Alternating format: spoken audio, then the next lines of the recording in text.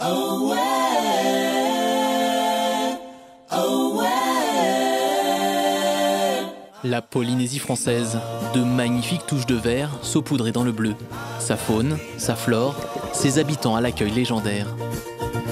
Un écrin luxuriant qui a inspiré Robert Baraja, ancien défenseur de l'OGC Nice. Allez, on est parti pour 1 minute, on pédale bien, tranquillement. Pas la peine d'aller trop vite, mais serrez bien, gainez bien votre sangle abdominale.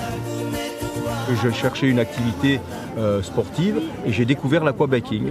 Et comme ça démarrait en France, ça marchait très très bien. J'ai dit pourquoi pas aller mettre cette activité sur la Polynésie. À 180 km de là, Romain Budus, lui, la grande montagne qu'on voit là-bas, c'est la fameuse femme enceinte allongée de Wahine. Délivre quelques secrets aux touristes de passage. La dernière montagne que vous voyez là-bas, c'est le visage en fait, qui fait face au ciel.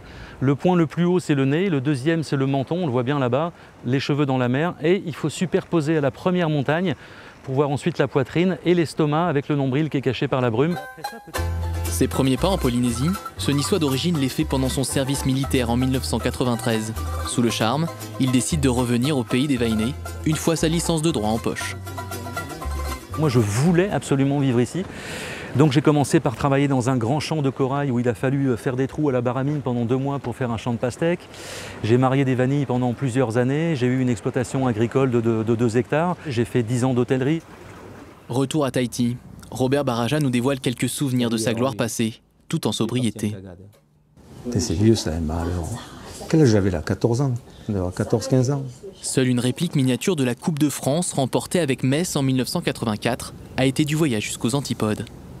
C'est des souvenirs de rêve quand on a gagné la Coupe de France, quand on a battu Barcelone en Coupe d'Europe. On a créé des amitiés assez sympas. Mais bon, c'est vrai, le passé c'est le passé, ça n'a qu'un temps. La carrière de footballeur c'est une dizaine d'années. Il faut savoir vivre autre chose. À 62 ans, Robert a trouvé son coin de paradis et ne compte plus changer de vie. Quand je rentre en métropole, quand j'arrive à l'aéroport, je vois tous les gens habillés en noir, avec le téléphone, avec leur attaché case. Ici, non, on n'a que de la couleur ici. Ici, partout où tu vas, il y a les gens qui ont des couronnes de fleurs, il y a la mer, il y a le soleil. On a la chance de travailler, mais de travailler, de dire je travaille en vacances, quoi.